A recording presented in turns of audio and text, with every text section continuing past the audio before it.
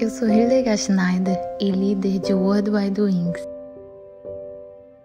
E aí vem o 32º episódio da minha série O Despertar da Noiva, com o tema Apocalipse, o livro do nosso futuro, capítulo 8 e 9, parte 15. Ouvimos o terceiro anjo soprando sua trombeta. O terceiro anjo tocou a sua trombeta e precipitou do céu uma grande estrela, ardendo em chamas como tocha sobre 1/3 dos rios e das fontes de águas da terra. E o nome dessa estrela é Absinto. Portanto, 1/3 de toda a água potável da terra tornou-se amarga, e multidões morreram pela ação nefasta das águas que foram envenenadas. Apocalipse 8, 10, 11. Onde mais podemos encontrar a palavra absinto nas Escrituras Sagradas?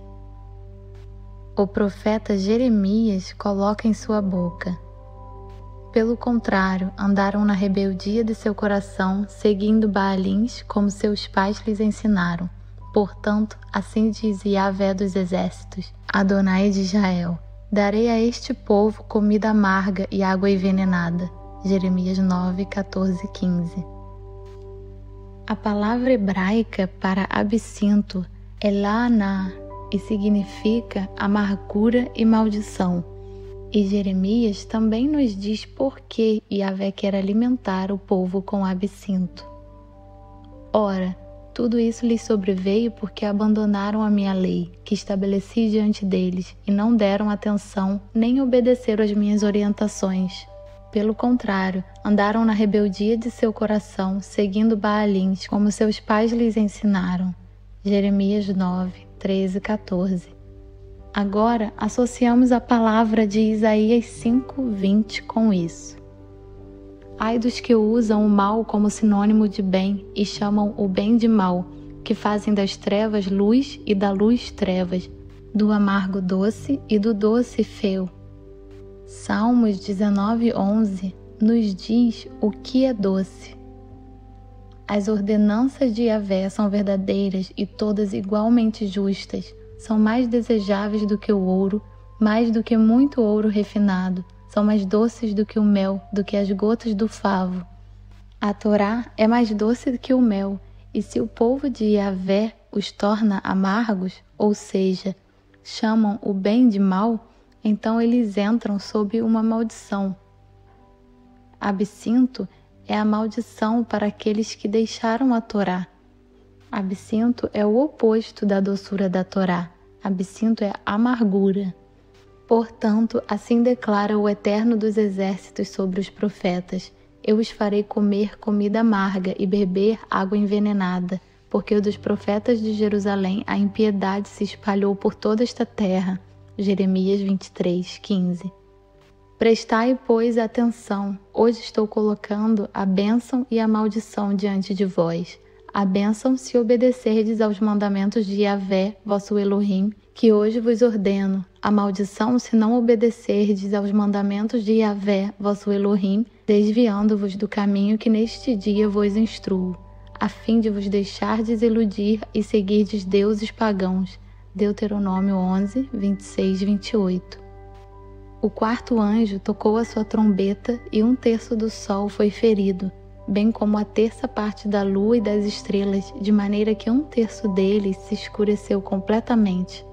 Assim, 1/3 do dia ficou sem luz e também 1/3 da noite.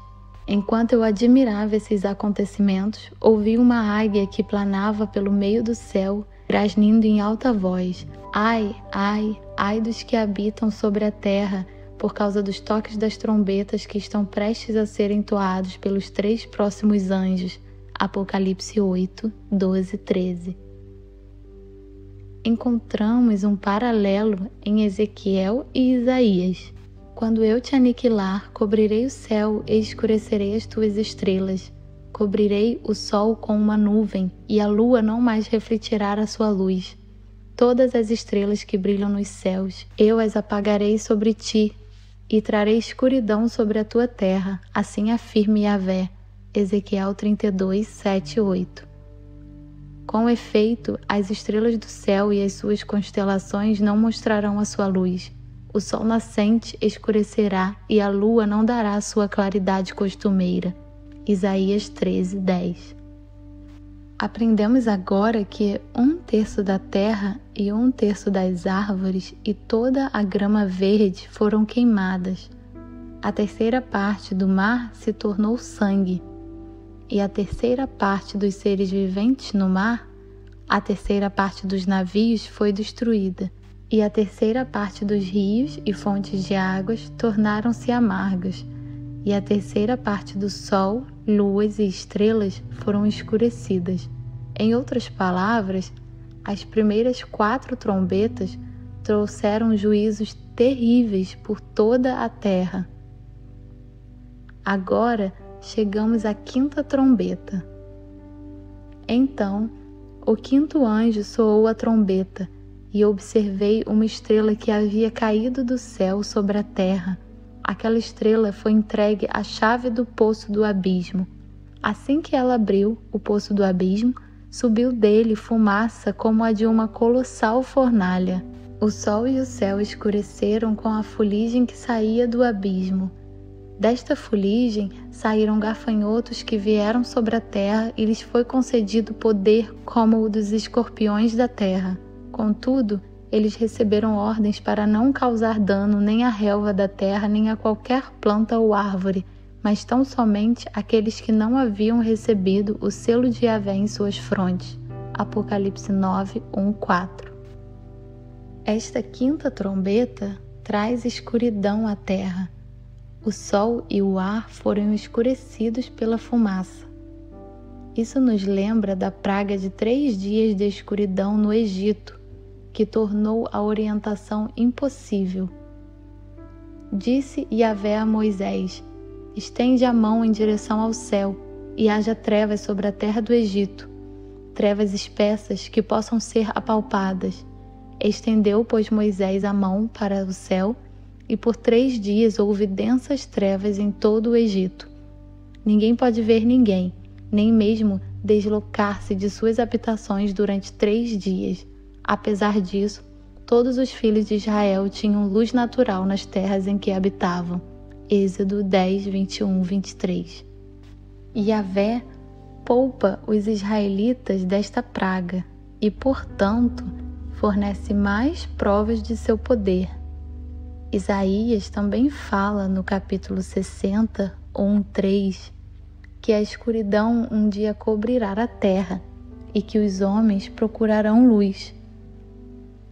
Põe-te em pé, levanta-te e resplandece, porquanto a tua luz é chegada, e a glória de Yahvé raia sobre ti. Em verdade, as trevas cobrem a terra, a escuridão envolve todas as nações. Mas sobre ti levanta-se a face de Yahvé, e a sua glória aparece sobre ti. As nações caminharão na sua luz, e os reis no clarão do teu sol nascente. É interessante que esses gafanhotos façam exatamente o oposto do que os gafanhotos normalmente fazem. Eles não fazem nenhum dano à grama ou qualquer coisa verde, mas eles podem atacar qualquer outra coisa, embora haja a seguinte limitação: não lhes foi concedido poder para matá-los, mas para provocar-lhes tormentos durante 5 meses, e a aflição que eles sofreram era como a causada pela picada do escorpião. Assim, naqueles dias as pessoas procurarão a morte, todavia não a encontrarão. Desejarão morrer, mas a morte fugirá deles. O aspecto dos gafanhotos fazia lembrar cavalos preparados para a batalha. Tinham sobre a cabeça algo como coroas de ouro, e o semblante deles era semelhante ao rosto humano.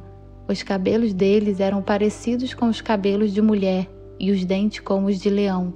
Possuíam couraças como armaduras de ferro, e o som das suas asas assemelhava-se ao barulho de muitos cavalos e carruagens correndo em direção à batalha. Tinham também caudas e ferrões como de escorpiões, e em suas caudas carregavam a capacidade de provocar tormentos à humanidade por 5 meses. E havia um rei sobre eles, o anjo do abismo, cujo nome em hebraico é Abaddon e em grego Apolion. Portanto, o primeiro dos ais já passou, contudo, outros 2 ainda estão por vir. Apocalipse 9, 5, 12. O nome hebraico Abaddon, ou Apolion em grego, significa destruição, ou lugar de destruição. Esses escorpiões são enormes e têm algo como uma enorme roupa protetora que os protege. Parece que são demônios que tiveram a oportunidade de escapar abrindo o abismo. Eles também se encontram na escuridão que fica acima da terra, como eles vêm da escuridão do abismo. Ao contrário dos gafanhotos naturais, eles têm um guia sobre eles, o rei, o anjo do abismo. A palavra grega para abismo é abissos, e esta palavra também se encontra em Lucas 8:31. E suplicavam a Yeshua que não os mandassem para o abismo. Em Apocalipse 20, 1:3, encontramos a palavra abissos novamente. Então, observei que desceu do céu um anjo com a chave do abismo e uma grande corrente em sua mão. Ele prendeu o dragão, a antiga serpente, que é o diabo, Satanás, e o amarrou por 1000 anos.